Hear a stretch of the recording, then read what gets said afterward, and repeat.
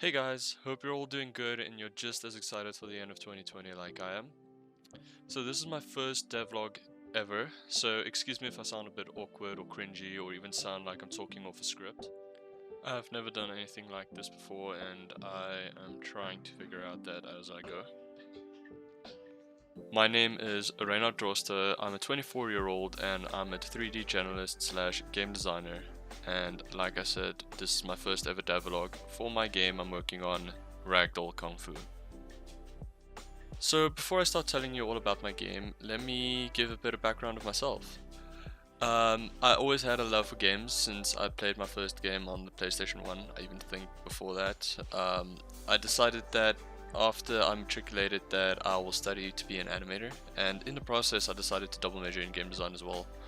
I got my bachelor's in film arts, majored in 3D animation and game design, and I also did my honors in visual communication, majored in animation. After I ended my studies, I got a job as a 3D journalist and game designer doing games and applications for an augmented reality company, where I still work today. Something has to pay the bills. The game I'm working on now is a passion project of mine that I've been working on and off, mostly off for the past 2 years, and I finally decided to get serious about it. When I first thought about this project and how I want this game to be, it was a really cool concept for me, and the more I thought about it, and the more planning I did behind it, the more it made sense for me that I really need to finish this game.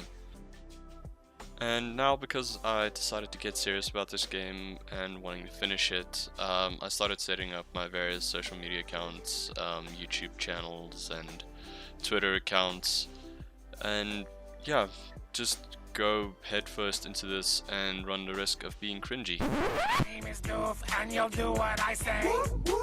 My name is Doof, and you'll do what I say. My name is Doof, and you'll do what I say.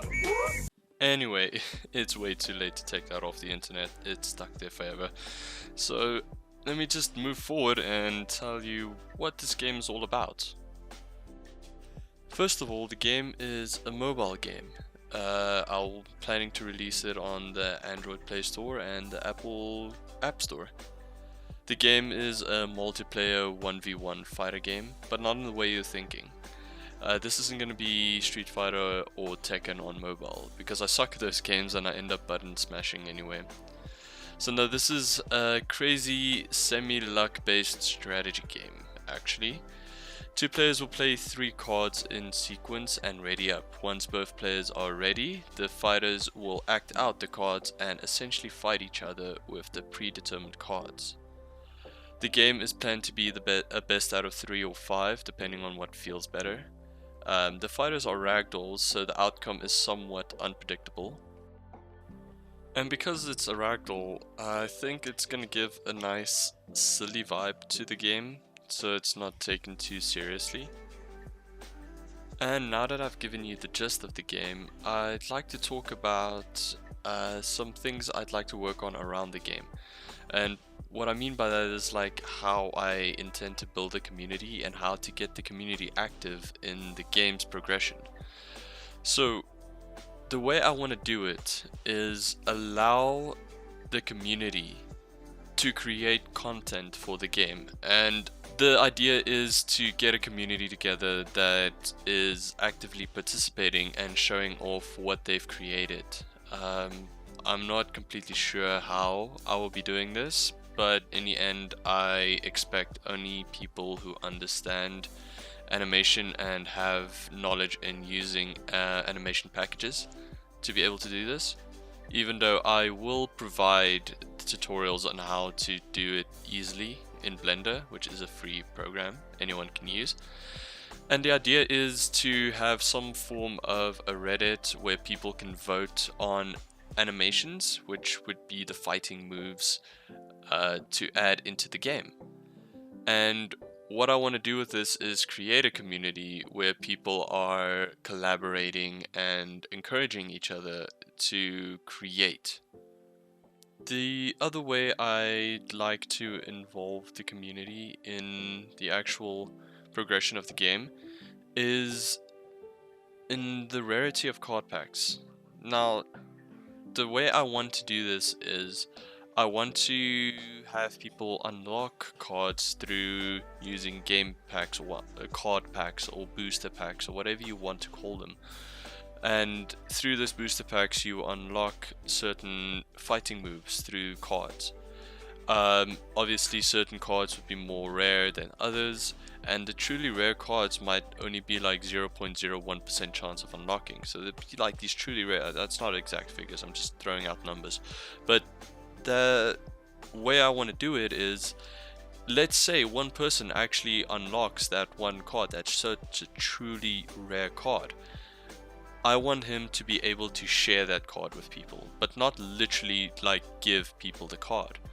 I want them to actually use those rare cards in fights, and through that the other player starts learning those cards. Whoever he's playing against will start learning piece by piece that move. So let's say a player sees a certain move 3 times, but they don't have that move. They see that move 3 times and then they unlock it. So if someone has a truly rare card, they effectively are deciding, am I keeping this for myself, or am I going to share this with everyone? If I fight against someone, I'm going to use this move and let them learn. And then through that, the community starts driving the rarity of cards. In the end, you'll have this one truly rare card, and slowly but surely it'll start spreading through the community. And it'll create like a sort of mystery around cards, and have people brag about like, yeah, I have this card, oh, I saw this card today, one more time and I actually have it, blah blah blah, that type of thing. So now that I've explained everything around the game and how it's going to work, let me show you some progress that I've actually made on the game. So this isn't just talk, I'm actually going to show a bit about how my work is progressing. And the first thing I want to show is just this quick drag and drop thing. Okay, pretty basic. There's some pictures here, I drag them in these spots, I drag them out, they go back here, blah blah blah. That's some basic stuff. Follow one YouTube tutorial and you can do that yourself. So the thing I want to show is the way these animations are being used. So in Unity, you have an animator. In this animator, you'll have a start state where you enter, so that's the idle. And then you have, these can transition into any other state, which is different animations. The thing is, like with a game like this, there's going to be a lot of attack moves. What essentially would happen, you'll have this any state, and all the different states of animation will have to come out of this any state. This will get messy. Imagine like 100 different states going around this any state, how messy it'll look. So the thing that I've scripted was a script which I call my animation replacer. So what this essentially does is it creates a animator override controller. So it uses this template and creates an override controller replacing everything inside it. Normally you would manually create one for different types of NPCs. Let's say you have a NPC that's a villager and an NPC that is an orc.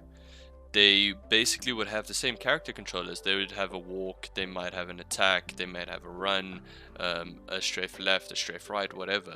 But you're not going to create a controller for an animator controller for each one. You'll create one animator controller and then use override controllers for the variations in characters. So what I've created then is create an override controller in runtime to replace these things, so I don't have to manually create all the different sequences.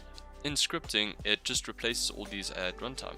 So you can see here I've got a punch, I've got a kick, and I've got a different kick. And if I play these animations, you'll see he'll start kicking. He's slowly but surely like drifting forward. Don't pay too much attention to that, that's still going to get fixed, but let me show you here. So now if I can show you his controller, you'll see here he's in his idle state. I play, there's his punch, there's his kick, and there's his kick again. So he's playing these different states. He's going to attack 1, 2, 3. So now I'm going to replace these attacks and use these 3 different kicks. I'm going to play the animation. He's playing the exact same states, but you can see he's using new animations in these states. So effectively I've created an override controller in runtime in scripting to replace these moves. So it seems kind of basic, but it's the mechanic I've developed that basically drives this entire game. So I think I'm gonna end off the devlog right there. Thank you if you made it this far for watching. Please don't forget to like and subscribe. Please share. Watch this 5 times over again to get the watch time up. Anything to get the algorithm going. And yeah, I hope to release more devlogs like this, maybe better quality next time. This is my first time. Please be gentle with me in the comments. And cheers. My name is Doof, and you'll do what I say. My name is Doof, and you'll do what I say. My name is Doof, and you'll do what I say.